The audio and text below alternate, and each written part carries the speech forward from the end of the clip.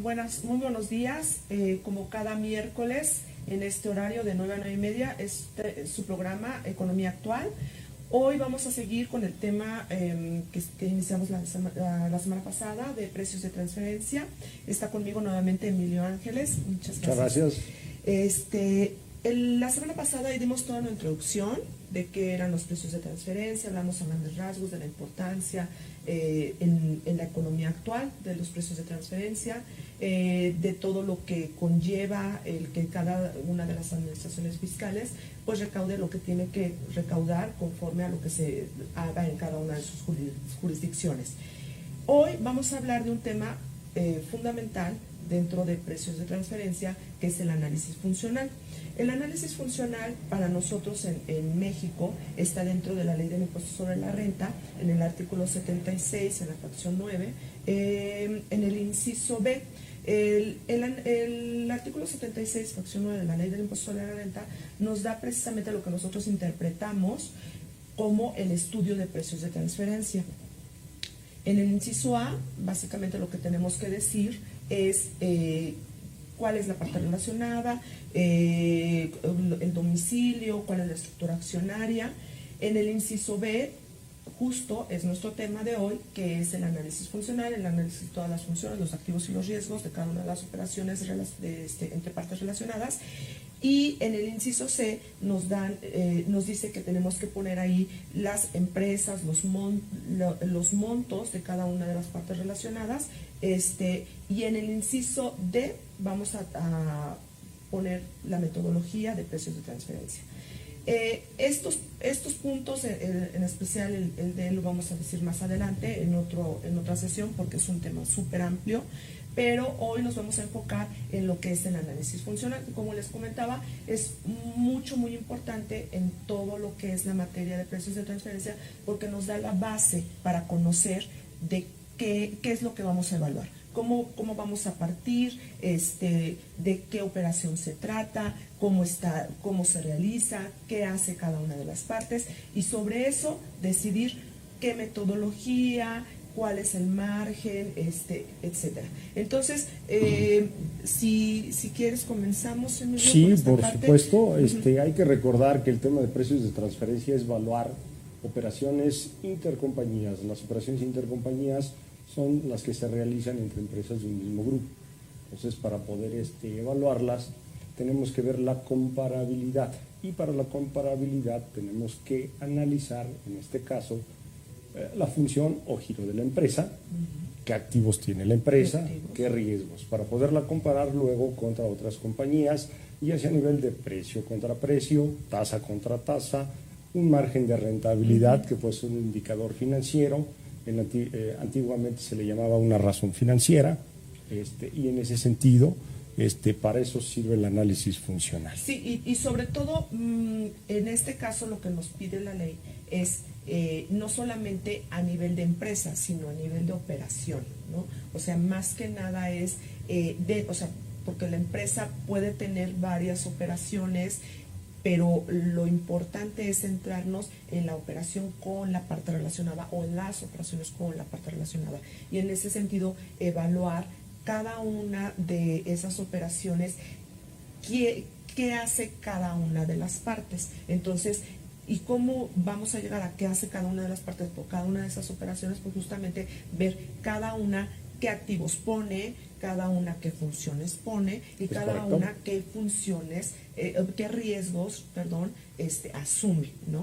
Así es. Entonces, como decías, Emilio, dependiendo del giro de la empresa, pues va a haber diferentes situaciones que uno tiene que evaluar. Por ejemplo, una empresa manufacturera, evidentemente uno pues tiene que ver la maquinaria con la que cuenta, quién tiene la maquinaria, porque por ejemplo en México, pues tú que eres experto en maquilas, pues ves que nosotros no asumimos ese tipo de riesgos de activo, nosotros normalmente lo tenemos en comodato, ¿no? Así es. Entonces, si nos gusta explicar un poco de cómo es la función.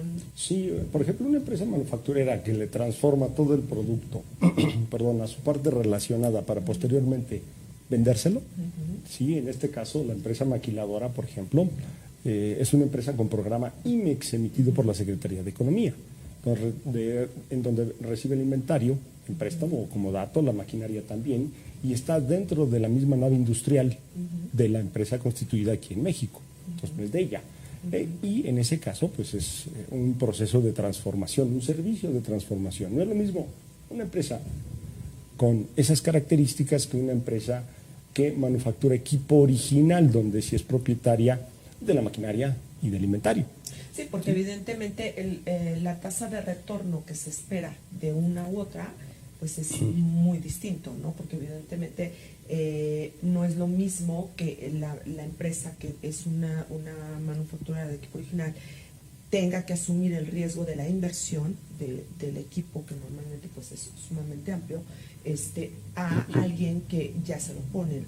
Y sobre todo que hay maquiladoras en México que pues únicamente la única función es el desempeñar la elaboración del producto sin asumir mayor otro riesgo, ¿no? Así es. Entonces, en cambio, una manufacturera de equipo original, pues a veces desempeña todo, ¿no? Todo el proceso desde la planeación, o sea, todo, ¿no? Y evidentemente, pues la tasa que se espera es infinitamente mayor. Sí, estamos hablando de una tasa de rentabilidad o utilidad a final de cuentas.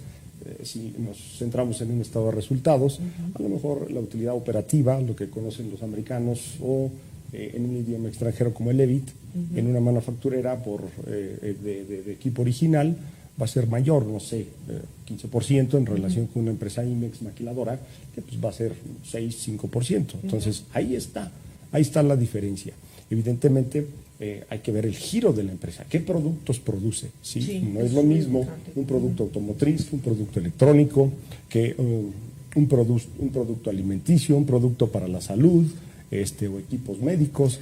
Las rentabilidades son diferentes en cada una de estas aristas, ¿no? Sí, claro, porque como platicábamos la vez pasada, en cada, o sea, no solamente tienes que ver el giro, sino también el momento. Y entonces los diferentes sectores industriales, las diferentes industrias, los diferentes sectores económicos evidentemente van desempeñándose de diferente manera. Como por ejemplo, ahorita si tratamos de evaluar una empresa que es de construcción, pues está sumamente contraída. Y así, o sea, cada una de las industrias tiene sus propias particularidades, y dentro de las industrias cada uno de los giros, porque a veces uno dice, bueno, pues son de la construcción, sí, pero ¿qué exactamente qué hace, no? ¿A qué se dedica? Y entonces, por eso es de que entre más rico sea un análisis funcional, es como vamos a tener una mayor comparabilidad, una mayor sustancia para hacer la comparabilidad. Y además, bueno, también hay que ver lo que platicamos la vez pasada, la situación económica en particular, ¿no? Así es. Sí, ahorita hablamos de las manufactureras, pero también hay distribuidoras. Distribuidoras que tienen una bodega, hay distribuidoras que no tienen una bodega, por ejemplo, que le llegue el producto. Hay las distribuidoras que venden a través de línea. Entonces es diferente la comparabilidad que vamos a tener. No es lo mismo comparar una manufacturera con una distribuidora. En este sentido de las prestadoras de servicios, que ya vimos las distribuidoras, las manufactureras, hay que recordar que para la aplicación del análisis de funciones, activos y riesgos hay que hacer entrevistas, hay que ir a la visita de campo. Es bien importante hacer un análisis previo de todo esto, estudiar a la empresa para ver a qué se dedica, ponerse de acuerdo con la empresa para asistir, ver los procesos de producción. Te tienes que ir vestido ad hoc como lo marcan las reglas. ¿Por qué? Porque la planta, pues vas a tener que llegar y te van a dar equipo de seguridad, quizá vas a tener que tener botas para especiales, o te las van a proporcionar, lentes, audífonos para los oídos, porque vas a entrar a ver las maquinarias, el proceso de producción de cada uno de los productos, por ejemplo, ¿no? Sí, o sea, evidentemente la visita de campo es fundamental, porque correcto, es lo que te da esa sensibilidad de la gente que está ahí día a día efectuando todas sus funciones, y ellos son los que realmente te pueden decir exactamente qué hacen y cómo lo hacen y con qué lo hacen, y eso es lo que nos sirve a nosotros para decir, bueno, a ver, puedo incluso utilizar esta metodología, puede utilizar esta otra. Incluso te da, cuando tú platicas con ellos, te da para decir, a lo mejor sí puedo utilizar un precio comparable, ¿no? O sea, que es lo que te marca la ley. O sea, primero tienes que utilizar el método de precio comparable, si no puedes utilizar, ya utilizas los demás.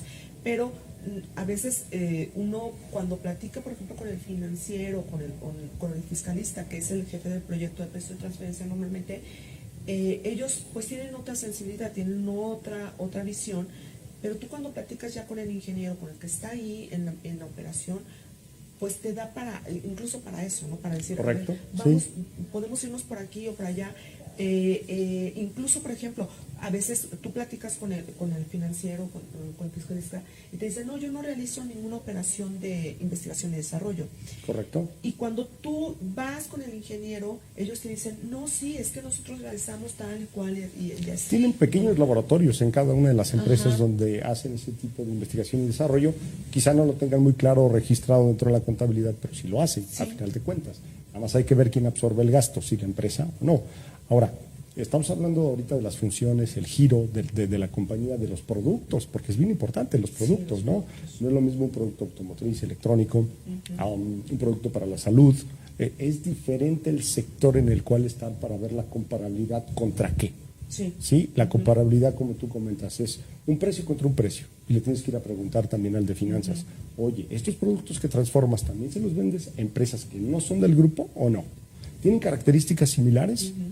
Oye, no, aquí le hacemos hasta el 90%, lo mando a la planta a Detroit, y allá en la planta de Detroit le acabo de hacer el otro 10%.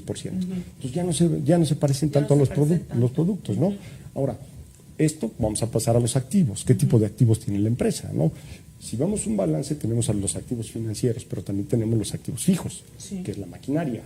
¿Es de ella, de la empresa, la maquinaria? ¿La está rentando? ¿La nave industrial también es propiedad de la compañía o la está rentando? Y también cuánto le invirtieron a la nave, ¿no? Porque también es eso, o sea, qué inversión hizo y quién hizo esa inversión, porque también hay que considerar, como les comentábamos al principio del programa, es por la operación. Entonces hay que revisar quién hizo qué dentro de esa operación. No sé si, por ejemplo, estamos hablando de una nave, pero quién puso el dinero, cómo lo pusieron, quién diseñó, quién supervisó, etcétera. O sea, hay muchísimas cosas que se tienen que considerar a la hora de hacer un análisis. Por ejemplo, en una distribuidora, pues, si tiene una bodega, pues en línea, como comentábamos hace un rato, o ese tipo de temas son importantísimos, los riesgos. Si le venden dólares, si le venden pesos, si le venden euros, hay un tipo de cambio que funciona ahí en una economía emergente como la de nosotros, las cuentas por cobrar con la parte relacionada que con un independiente tiene la misma rotación, 60 días, 45 días, las cuentas por pagar. Tú comentabas ahorita de la inversión. Oye, pues la inversión entró para poder comprar esta maquinaria pues a través de un financiamiento, o el accionista le inyectó el capital. Entonces, eso hay que verlo dentro de las funciones, los activos y los riesgos. Y es bien importante el análisis de campo, ir a la compañía. No solamente la primera vez que tú estás haciendo este tipo de reportes o estudios de precios de transferencia que te exige la ley, sino tienes que estar yendo al siguiente año para ver si no hubo una situación extraordinaria, cerraron una línea de producción, por ejemplo, para el otro año que tú estás actualizando el estudio, ¿sí? Hay costos hundidos que en economía se llaman por cerrar esa línea. Un costo hundido es el que no tiene un ingreso con tal cual recuperar ese costo bajo la teoría de los costos y gastos y recuperación más un margen de rentabilidad, ¿sí? Sí, y por ejemplo, dentro de las mismas distribuidoras, hace un momento comentabas de las distribuidoras, o sea, hay que ver si por ejemplo en una distribuidora solamente recibe el producto y lo manda a donde le dicen, o si ella busca al cliente, o si ella, además de recibir el producto, también ella lo empaca y luego busca al cliente y lo manda, o sea, son muchísimas situaciones. Cada una de las empresas tiene sus propias particularidades y, como decías, de un año a otro puede ser diferente, o sea, puede ser diferente la operación. Pues, ¿por qué? Porque uno se va adaptando y también las empresas se van adaptando, o sea, se van adaptando al mercado, se van adaptando pues a todo. Entonces, ellas también de repente si una línea no les está funcionando o si una manera de hacer las cosas no les está funcionando, pues también cambian. Y entonces, Correcto. cuando uno va a hacer la actualización de ese estudio de precios de transferencia, uno tiene que preguntarle, bueno, ¿y aquí qué cambió? O sea, porque a veces cuando uno ya está en la práctica, pues con las prisas, con el tiempo y demás, hay algunas cosas que uno ya no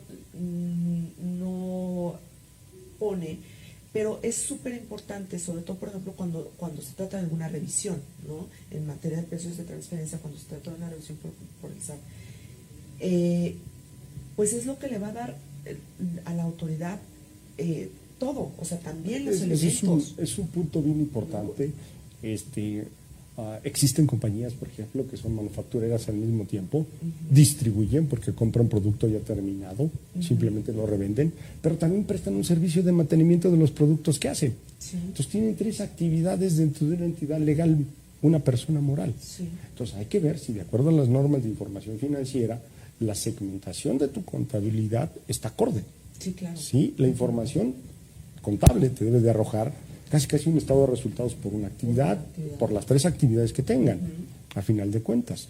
Yo sé que sumadas como un consolidado, pues te van a dar un solo estado de resultados, con el cual vas a pagar impuestos. Pero cuando tienes una revisión, como tú comentabas, por parte de la autoridad, la segmentación de la operación es un punto esencial, ¿sí? Y generalmente, y tú lo has de saber más que nadie, la autoridad no te cree, ¿sí? Aunque el experto sea la empresa para hacer ese tipo de cosas. Sí. Entonces, en un análisis funcional de activos y riesgos, pues hay que poner si es maquinaria dentro del estado de resultados o el efecto de la depreciación de manufactura. Si estás ocupando, si tienes una bodega para la misma empresa donde almacenas y distribuyes un producto, tienes que también separar el producto manufacturado del producto distribuido. Y si tienes prestadora de servicios que además le dé mantenimiento porque estás produciendo maquinaria, que compras la maquinaria, elevadores, por ejemplo, montacargas, que los produces, los puedes distribuir, y tienes a los ingenieros que les das todo el mantenimiento. Sí. Entonces vuelve muy complejo, porque hay herramientas también, hay refacciones, dónde van, en qué estado de resultados, es un solo balance, aunque el artículo 76, la fracción 9 que comentabas tú hace un rato, sí te precisa que dentro de la contabilidad debes de distinguir lo mejor posible los registros contables para ese tipo de temas. ¿Sí? Y debes de tener un sistema contable también que te permita segmentar ese tipo de actividades y financieramente. Pero o sea, también, sí, está la segmentación y está la cuestión financiera, pero el análisis funcional, y te digo en las revisiones, es muy importante que también le des ese sustento económico del análisis funcional. Por eso es tan relevante el análisis funcional. Pero de repente se vuelve subjetivo. Sí.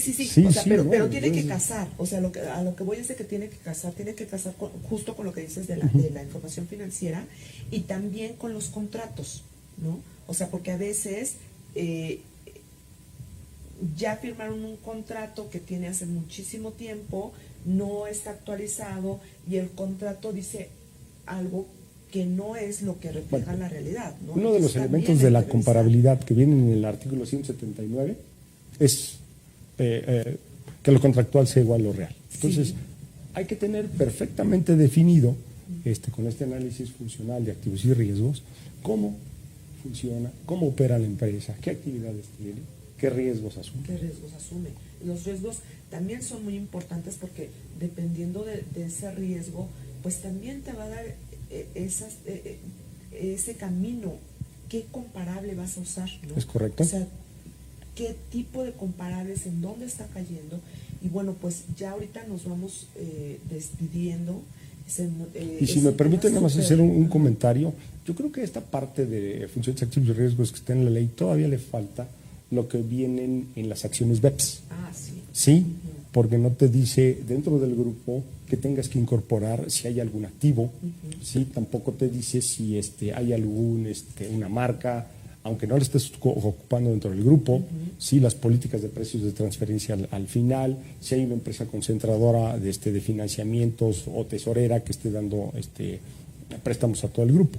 Sí. Esto yo creo que va a evolucionar, si quieres, ya para acabar. Sí, claro, o sea, Al final, precios de transferencia es algo tan relevante que está evolucionando, como dices, ¿no? Está evolucionando tanto como las empresas mismas, como la economía misma. Entonces, evidentemente es algo que va a tener que incorporarse, porque va a tener que afinarse. Cada día estamos teniendo operaciones mucho más complejas. Ya existe esta parte para las declaraciones informativas del artículo 76A del impuesto sobre la renta, que son la informativa local, la maestra y la de país por país.